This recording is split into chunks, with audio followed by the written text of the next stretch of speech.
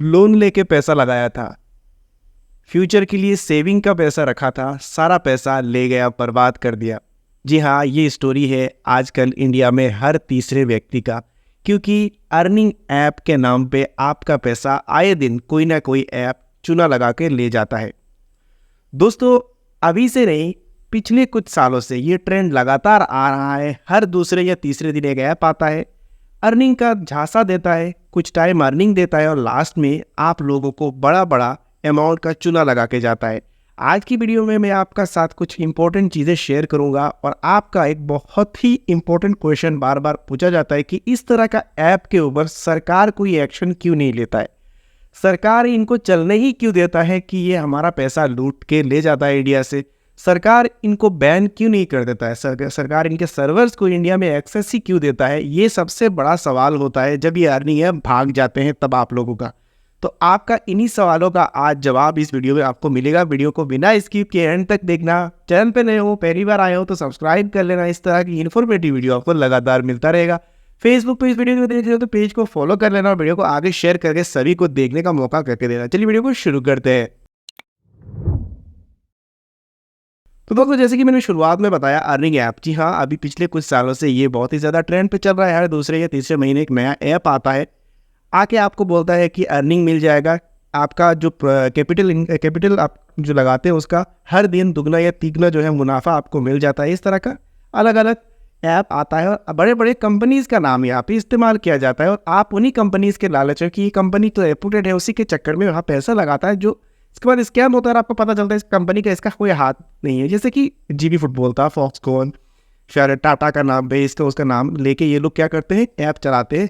यहाँ पे GST certificate वगैरह भी दिखाया जाता है। आप बोलेंगे कि जीएसटी सर्टिफिकेट अगर दिखाया जाता है, जहाँ पे नंबर भी होता है, आप चेक भी करते हैं, उस कंपनी का नाम यहाँ पे आ जाता है, तो ये सब होता है कैसे? चलिए इन सारी चीज़ों को आपको बताता हूँ ताकि आपको थोड़ा बहुत समझ में आ जाए।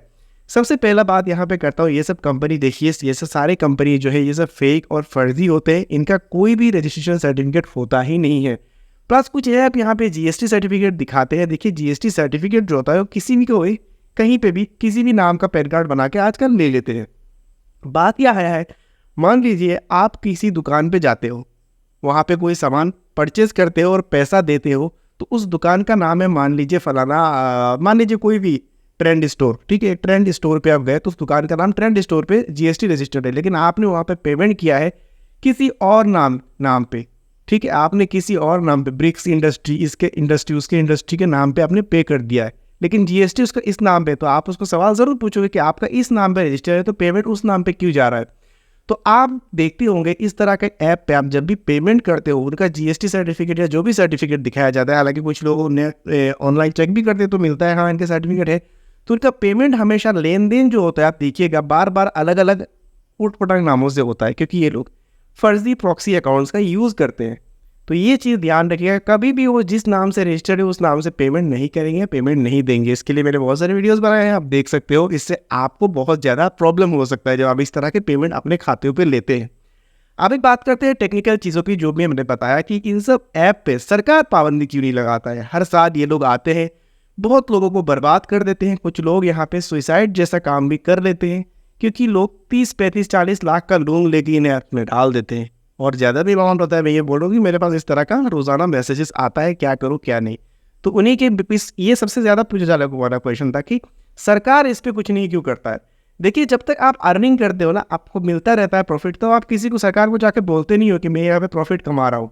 लेकिन जैसे ही ऐप बंद होता है ना, आप जाकर बोलते हो कि सरकार यहाँ पे कुछ क्यों नहीं करता है। ऑब्वियसली आपका सवाल है कि आप स्कैम हुआ है तो सरकार यहाँ पे कुछ क्यों नहीं करता है। इसके लिए सरकार ने साइबर क्राइम पोर्टल रखा है। लेकिन बात यह है कि सरकार डायरेक्टली बैन ही क्यों नहीं कर देता है।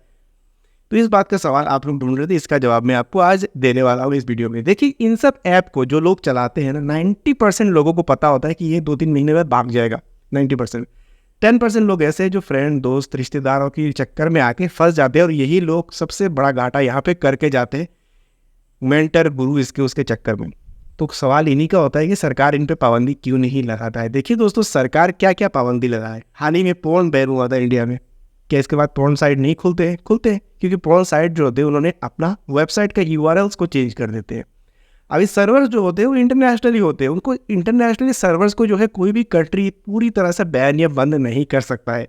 क्योंकि ये लोग कोई परमानेंट एड्रेस वेबसाइट का नहीं रखेंगे। फॉर एग्जांपल इंडिया में टिकटॉक बैन हुआ, अभी टिकटॉक का एक परमानेंट वेबसाइट है, एक परमानेंट प्रॉक्सी है, एक परमानेंट आईपी है, उसको बंद किया जाता है क्योंकि टिकटॉक एक बड़ा कंपनी हो, अपना ये सब चीज़ जो है रजिस्टर्ड करके रखता है, ये सब बंद नहीं कर सकता हो। लेकिन ये सब जो कंपनी होते हैं, चिंदी चोर कंपनी, ये अपना सारा चीज़ चेंज कर लेते हैं क्योंकि उनको फ़र्क ही नहीं पड़ता है, उनका कोई स्टैंडर्ड नहीं है, उनका कोई क्वालिटी नहीं है कि वो लोग अपना रेपुटेशन, उनको रेपुटेशन बिल्ड नहीं करना है।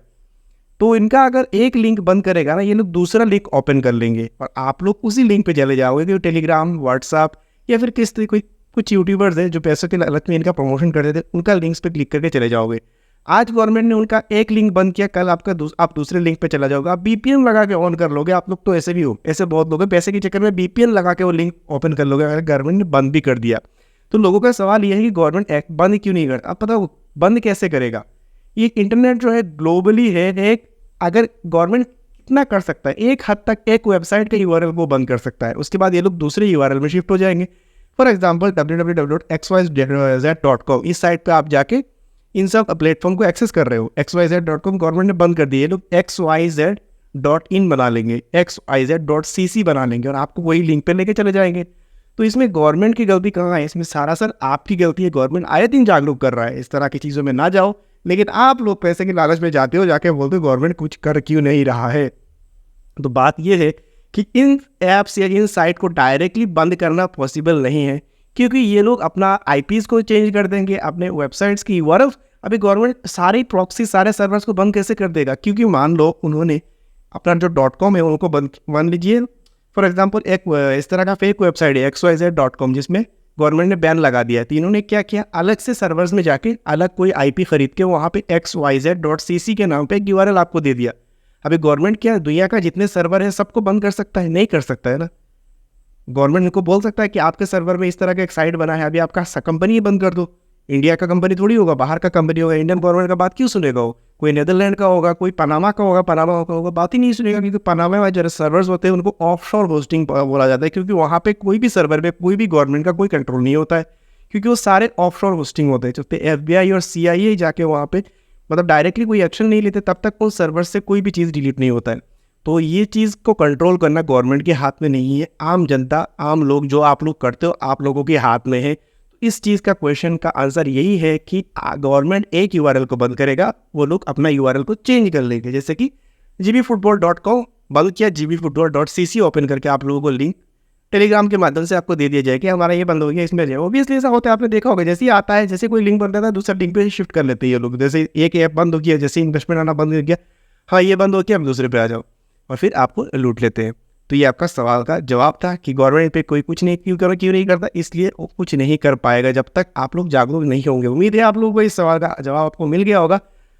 ज़्यादा टेक्निकल चीज़ें बोलूँगा तो ज़्यादा कन्फ्यूज हो जाओगे, बट इतना सिंपल से आपको बता दिया और समझ आ गया होगा आप लोग। अगर समझ नहीं आया कमेंट करना, मैसेज करना, ज़रूर आपको सवालों का जवाब देने का पूरी कोशिश करूँगा। वीडियो देखने के लिए आप सबका तहे दिल से बहुत बहुत धन्यवाद।